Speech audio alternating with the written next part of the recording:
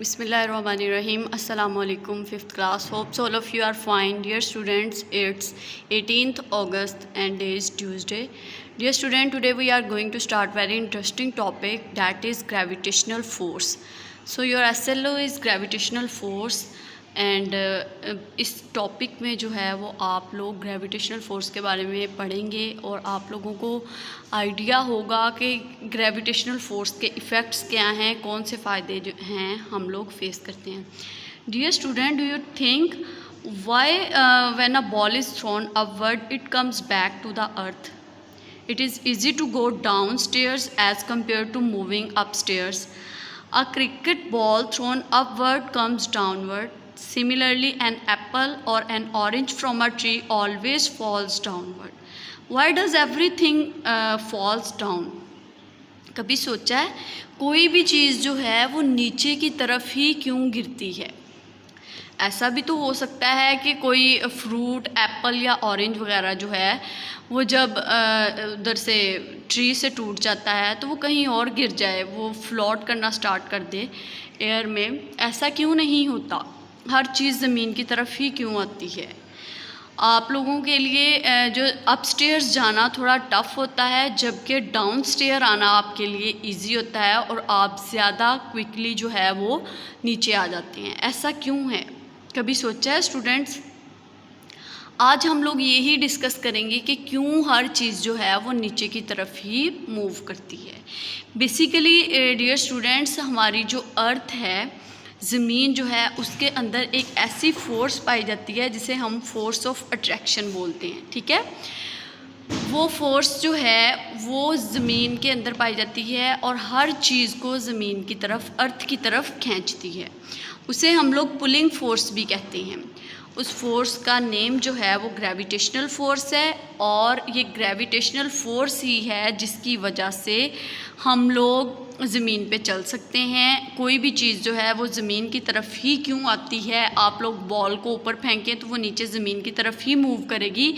ऐसा क्यों है? क्योंकि ज़मीन जो है वो उसको अपनी तरफ खींचती है. ये जो ज़मीन का तमाम ऑब्जेक्ट्स को अपनी तरफ खींचना है, इस फोर्स को हम लोग ग्रेविटेशनल फोर्स बोलते हैं. कौन सी फोर्स बोलते हैं? Gravitational force. क्या होता है कि ज़मीन के अंदर एक ऐसी अर्थ के अंदर फोर्स पाई जाती है, कशिश पाई जाती है कि वो हर चीज़ को अपनी तरफ खींचती है. इस फोर्स ऑफ अट्रैक्शन को हम लोग ग्रेविटेशनल फोर्स बोलते हैं. ठीक है, अर्थ attracts all the bodies towards itself. This force is called gravitational force. ज़मीन का तमाम चीज़ों को अपनी तरफ खींचना जो है उसे हम लोग किस फोर्स के तहत वो खींचती है, उस फोर्स को हम लोग ग्रेविटेशनल फोर्स कहते हैं. अब ये जो हमारी ग्रेविटेशनल फोर्स है ये डिपेंड किस पे करती है? बेसिकली बच्चों, ग्रेविटेशनल फोर्स जो है ना, ये तमाम ऑब्जेक्ट्स के दरमियान पाई जाती है. ठीक है, अर्थ और बाकी जितने भी ऑब्जेक्ट्स हैं उनके दरमियान ग्रेविटेशनल फोर्स पाई जाती है. लेकिन मसला क्या है कि जो ऑब्जेक्ट जितना ज़्यादा बड़ा होगा उसकी जो ग्रेविटेशनल फोर्स है वो डोमिनेंट हो जाएगी और जो स्मॉल ऑब्जेक्ट्स हैं उनकी जो है वो निगलेक्ट हो जाएगी. अगर आपको मैं एग्जांपल दूं, आपकी बुक जो है या नोटबुक जो है वो हाथ से गिरती है और वो अर्थ पे जाके अर्थ उसे अपनी तरफ अट्रैक्ट करती है. ये ऐसा क्यों होता है?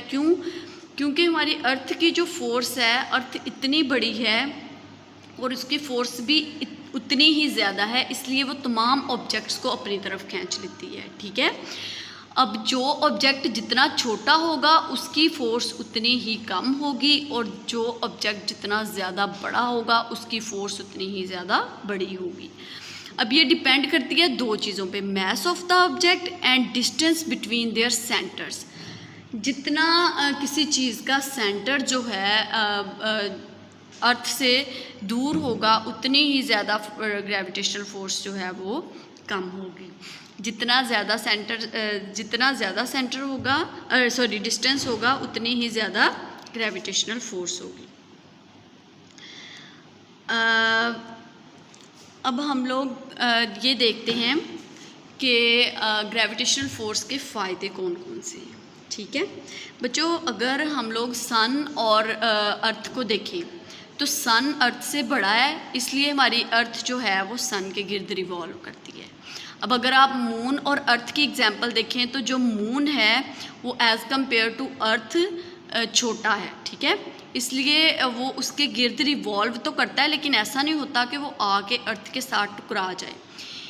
अर्थ बड़ी है, इसकी ग्रेविटेशनल फोर्स भी ज़्यादा है, मून छोटा है, उसकी ग्रेविटेशनल फोर्स भी है लेकिन अर्थ से कम है, इसलिए वो इसके गिर्द रिवॉल्व तो करता है लेकिन इसके ऊपर आके गिरता नहीं है। क्यों? क्योंकि उसकी अपनी ग्रेविटेशनल फोर्स है, ठीक है। तो अब बच्चों हम लोग देखते हैं इसके जो ग्रेविटेशनल फोर्स है अर्थ की, उसका क्या फ़ायदा है। Gravitational force hold us on the surface of earth and stops us floating away into the space. ये जो हमारी ग्रेविटेशनल फोर्स है अर्थ की, इसी वजह से हम लोग ज़मीन पे चल सकते हैं। अगर ये ना हो तो हम लोग स्पेस में तैरते फिरें, फ्लोट करते फिरें, ठीक है। इसी तरह नंबर 2 है keeps the moon revolving around the earth. मैंने आपको सन की मून की एग्जांपल दी है। मून जो है वो ग्रेविटेशनल फोर्स की वजह से अर्थ के गिर्द रिवॉल्व करता है। नंबर 3 है makes rainfall on the earth. Rainfall जो है वो भी इसी वजह से है क्योंकि बारिश जो है उसको, जो वाटर है उसको अर्थ अट्रैक्ट करेगी, तो रेनफॉल जो है वो अर्थ पे होगी। Makes the reverse flow down stream. इसी तरह से जो है ना वो जो हमारे दरिया हैं वो भी बहते हैं। The moons gravitational force is about 6 times less than that of earth. Moon की अपनी ग्रेविटेशनल फोर्स तो है लेकिन क्योंकि वो साइज़ में अर्थ से छोटा है इसलिए उसकी ग्रेविटेशनल फोर्स जो है वो भी अर्थ से 6 times कम है। Dear student, this is all about gravitational force, ठीक है। तो अब आप लोगों की जो होम असाइनमेंट है वो है do reading page number 62 and 63 on text book. ये आप लोगों ने रीडिंग करनी है। इसमें से अगर आप लोगों को कोई कन्फ्यूजन हो तो आप लोग पूछ सकते हैं। Thank you so much all of you.